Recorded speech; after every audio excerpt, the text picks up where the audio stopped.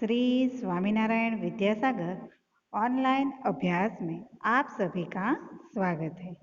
बच्चों, आज हम हिंदी पढ़ने वाले हैं। कक्षा 8 का हिंदी आज हम पढ़ने वाले हैं।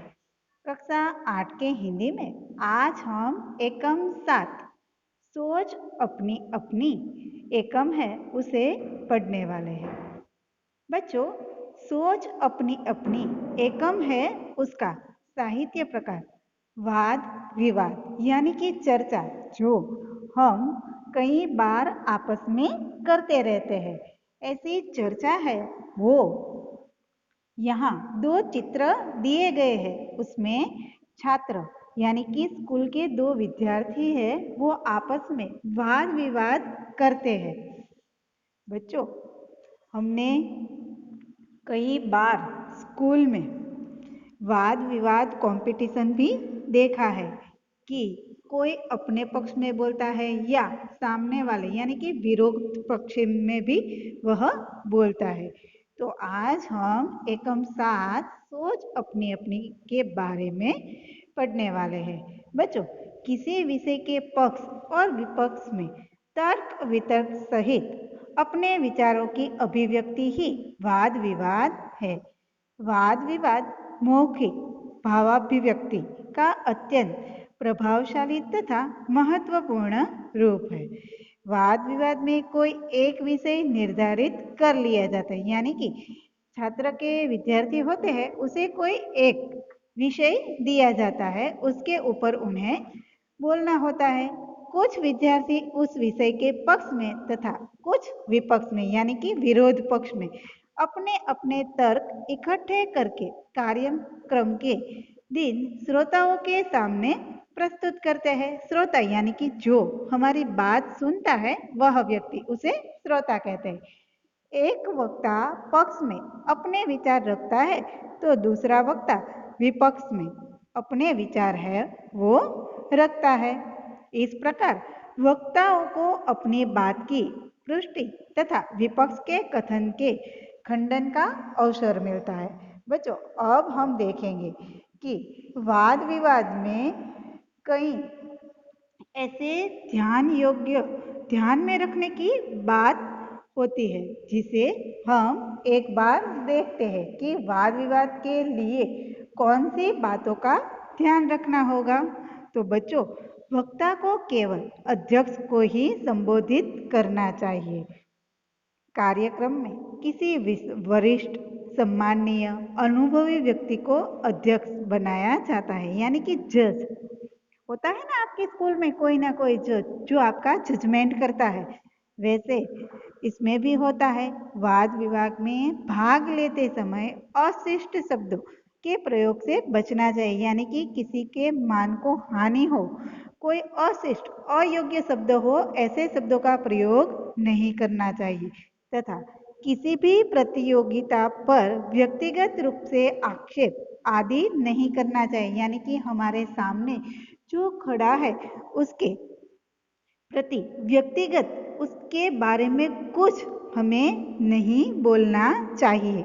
विरोधी के तर्कों का खंडन तथा अपने कथन की पुष्टि करते समय शिष्टाचार का पालन करना चाहिए। शिष्टाचार यानी कि अच्छा आचरण हमें करना चाहिए, उसके साथ लड़ाई झगड़ा मत करना।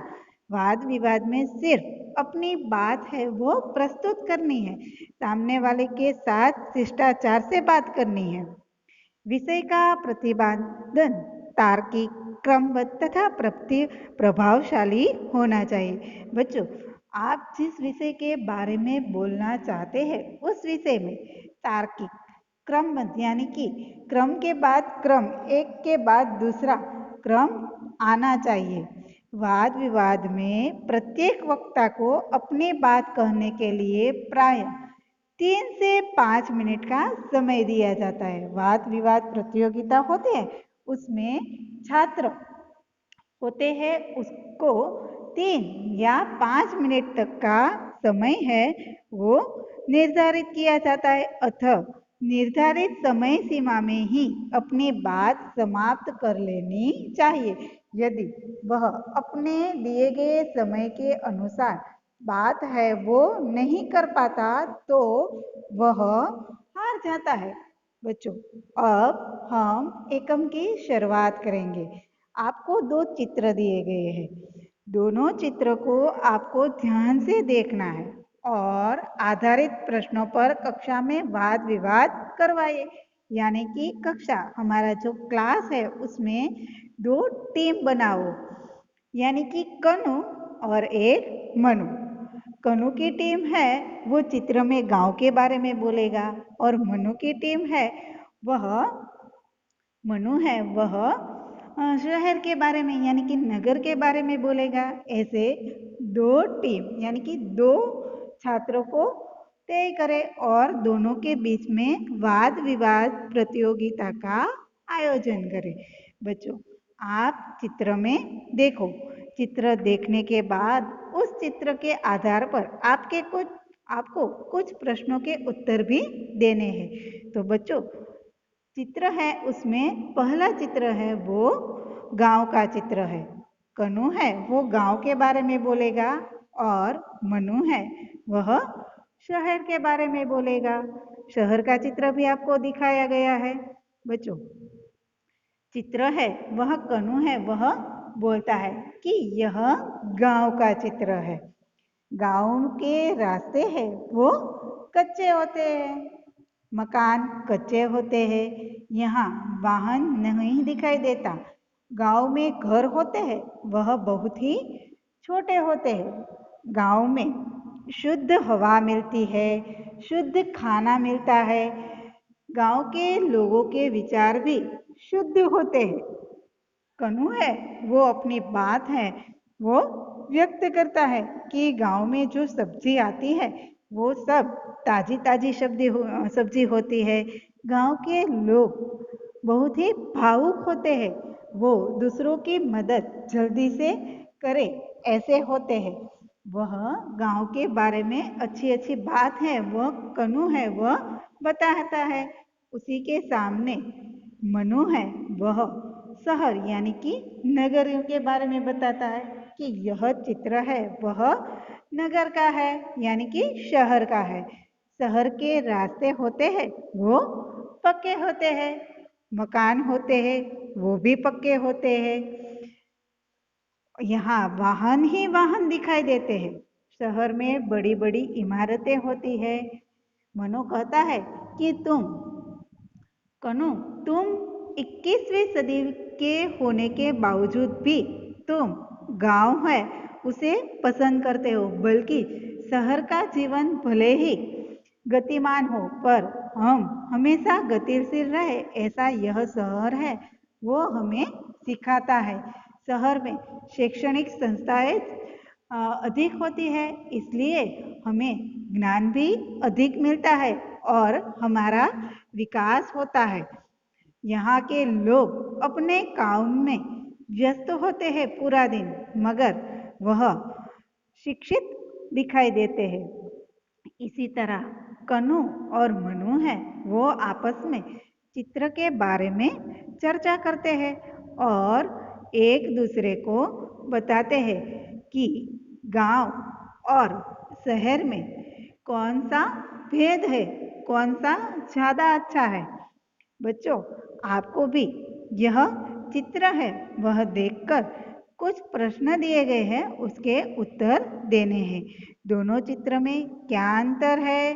तो बच्चों, आप बताएंगे कि एक चित्र गांव का है जबकि दूसरा चित्र है वह शहर का है। एक चित्र में गांव के रास्ते कच्चे हैं तो दूसरे चित्र में शहर के रास्ते हैं वो पक्के हैं। गांव का मकान है वो कच्चा है जबकि शहर में बड़ी बड़ी इमारतें हमें दिखाई देती है यानी कि शहर के मकान है वो पक्के हैं।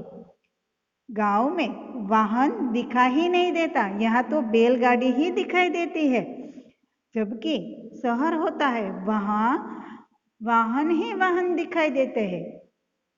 शहर है वहाँ प्रदूषण भी इतना होता है। बच्चों, आपको पता होगा कि जहाँ वाहन की आवन जावन ज़्यादा होती है वहाँ प्रदूषण भी होता है। गांव है उसमें घर होते हैं वह छोटे छोटे होते हैं और शहर में इमारतें हैं वो बड़ी होती है। कन्हू है वो बताता है कि गांव भले ही शिक्षित न हो पर यहाँ के लोग सच्चे होते हैं। यहाँ की हवा है वो शुद्ध होती है जबकि शहर की हवा प्रदूषित होती है। वहाँ के लोग अच्छे नहीं होते, उन्हें अच्छे विचार नहीं आते। बच्चों, मनु है वो उत्तर देता है कि गांव है वह भले ही शुद्ध हवा आती हो पर वहाँ के लोगों का कोई विकास नहीं नजर आता। वह पढ़ाई को महत्व नहीं देते। इसी तरह दोनों आपस में वाद विवाद करते हैं। अब हम दूसरा प्रश्न देखेंगे, गांव तथा नगर के जीवन में क्या अंतर है और तुम्हें कौन सा रुचिकर लगता है, यानी कि कौन सा पसंद है और क्यों पसंद है। तो बच्चों, गांव तथा नगर के जीवन में बहुत बड़ा अंतर है। गांव के लोगों का जीवन सादा होता है। यहाँ के लोग एक दूसरे से मिलजुल कर अपना काम करते हैं। गांव के आसपास ज्यादातर हरियाली दिखाई देती है। उसी तरह नगर में रहने वाले लोग हमेशा अपने काम में व्यस्त होते हैं। उसे अपना काम करने के लिए जल्दी रहती है। नगर में किसी को दूसरे के दुखों की परवाह नहीं होती। शहर में जहाँ देखो वहाँ इमारतें ही इमारतें नजर आती है। इसलिए मुझे शहर से ज़्यादा गांव में रहना अच्छा लगता है। अब हम तीसरा सवाल देखेंगे, क्या तालाब का जल पीने के लिए योग्य है? यदि नहीं तो क्यों? तो बच्चों, तालाब का पानी आप देख ही रहे हैं कि कोई नहा रहा है, कोई कपड़े धो रहा है। तो यह पानी है वो पीने योग्य तो नहीं है। तो बच्चों, इसका जवाब होगा नहीं, तालाब का जल पीने के योग्य नहीं है क्योंकि इसमें सभी लोग अपने पालतू पशुओं को नहलाते हैं। तालाब में कई स्त्रियां अपने कपड़े धोती है, कुछ स्त्रियां बर्तन साफ करती है। इस तरह तालाब का पानी गंदा होता है, इसलिए यह पानी हम नहीं पी सकते। ऐसा गंदा पानी पीने से लोग बीमार पड़ सकते हैं। तो बच्चों, हमने देखा कि यहाँ कनु और मनु दोनों प्रतियोगिता में भाग लेते हैं और गांव और शहर के बारे में एक दूसरे के सामने सामने चर्चा करते हैं, यानी कि वाद विवाद करते हैं और दोनों अपने विचार अपने समझ के अनुसार गांव और शहर में क्या अंतर है वो बोलते हैं, अपने भाव है वो अभिव्यक्त करते हैं।